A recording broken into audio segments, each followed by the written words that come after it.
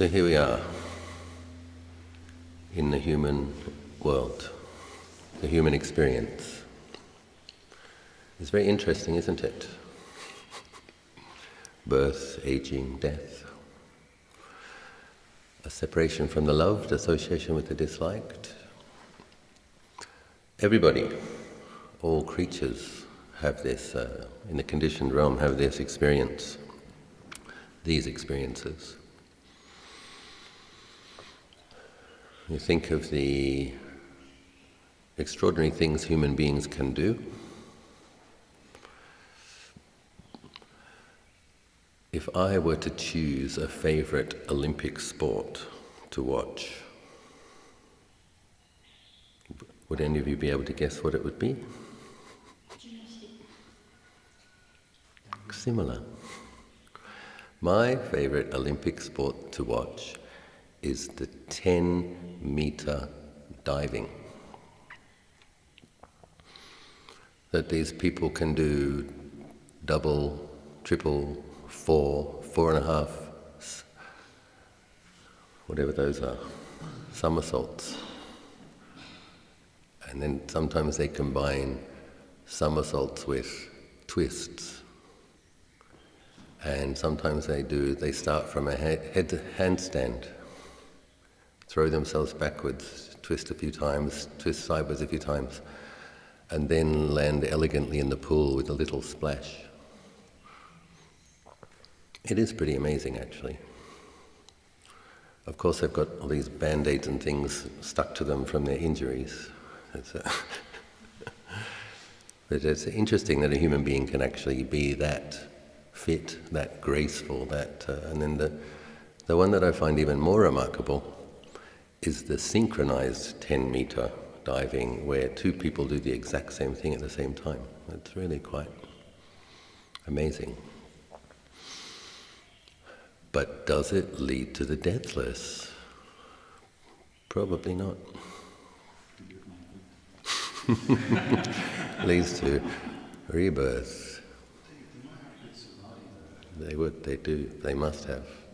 And one of the reasons I find it an inspiring sport is the competition is very elegant. There's no kind of buoying, there's no tackling, they just do their thing as best as they can, and then the next one comes up and does their thing the best they can, and 7, 8 judges judging them. How straight were their toes when they're doing the headstand? How perfect were the flips? How tiny was that splash? Yes. Other things that human beings can do, we have these voice competitions all around the planet now. You get 1.5 minutes to show that you can hit a high note and a low note and go up a scale and down a scale, and the judges go, wow, and the whole audience stands up on their feet, and then the judges say, you're a star. And then next year we never hear from them again. But it is amazing what a human being can train themselves to do. What about a skilled meditator? What does a skilled meditator look like? This is interesting. Luang Por Biek says, the people who sit the straightest, the stillest for the longest are the ones that he's most scared of. That's interesting, isn't it? A meditation master. He says, because those are the ones with a lot of sense of self. Those are the ones that are going to do it faster and better than other people. And Luang Biek says, even if you're tired at night, you should sit slumped over dribbling, no problem. Because you're cultivating the habit of meditating when you want to and when you don't want to, when you're awake, when you're asleep. You're cultivating an Olympic commitment to daily meditation. Ajahn Jayasaro didn't talk much when I was a junior monk studying with him about methods. He basically kept reminding us of Vinaya principles, monastic etiquette principles, and he quoted a teacher who he met not a particularly famous teacher, but I can't even remember his name, but he gave Ajahn Jayasaro some good advice. When Ajahn Jayasaro asked him how he approached practice, this monk said, "When the hindrances come high, I duck. When they come low, I jump. If they come at me left, I move right. If they come at me right, I move left." This is meditation gymnastics. This is what we have to do. In this retreat, I will explain. In this retreat, in previous retreats, sometimes I've read readings, sometimes I've led guided meditations, but since many of you have done 3, 4, 5 retreats with myself, retreats with Lumpur Viradhammo, retreats with Ajahn Anan, 2, 3 pilgrimages, you have heard instructions, you do know the methods. I think the best thing I can give you is the supportive circumstances to meditate a lot, because you are the ones that have to learn how to deal with your hindrances. That's a skill you have to develop and take back with you to your life. So we have to learn when the hindrances are arising, what's the appropriate way to deal with it. If sensuality is arising, what do? You try not to feed it, you try to recollect the drawbacks. Irritation or aversion is arising, what do? We have to learn how to bring up the metta, or how to think wisely, see things in context. Not, Lumpur Cha says, a lot of practice is turning big suffering into little suffering, and little suffering into no suffering. That's what we have to do with our wise reflection. How to take responsibility for and manage our mind states. How to contain and lessen our hindrances. So that's what you get practice at when you're at these retreats. You get to know your mind, you get to know your, what I would call, frequent flyers, which hindrances come and occupy your mind most often, and what methods, what approaches help in containing them, lessening them, letting them go.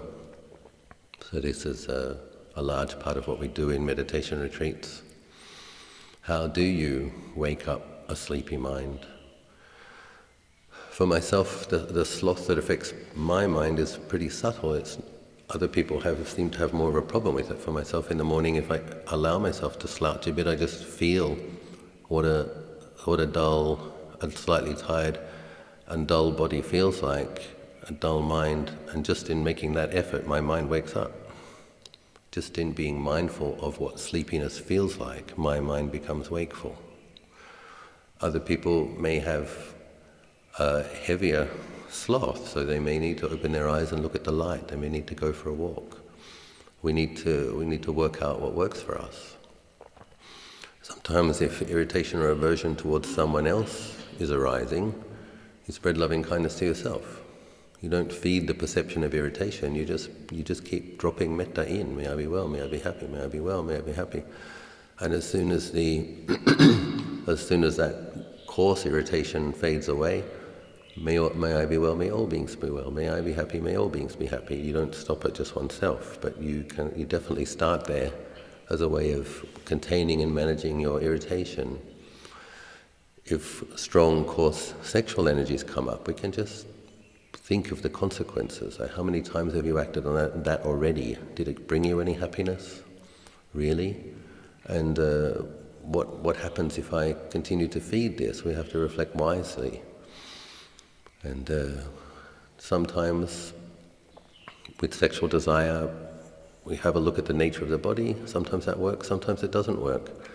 There's other approaches. You can, whatever it is, whoever it is that you're having a projection on and a sexual fantasy about, you can just remind yourself, this person has enlightenment potential.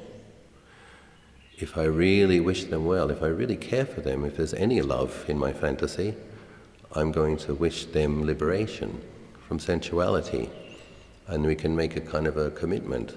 I promise not to involve you in my unskillful sexual fantasy, because what I wish for you is your liberation. There's various ways that we can think wisely and compassionately. kind of try to elicit the more noble part of your mind as you jump higher when the hindrances hit low. So, I appreciate your efforts, and I wish you all the best in becoming Olympic meditators, purifying your minds. Will you give us points? I just did. Many points just now. There is a reward, actually. Everybody gets a medal. Everybody gets a medal. A little Buddha from Bodh Gaya necklace. Everybody gets one at the end of the retreat.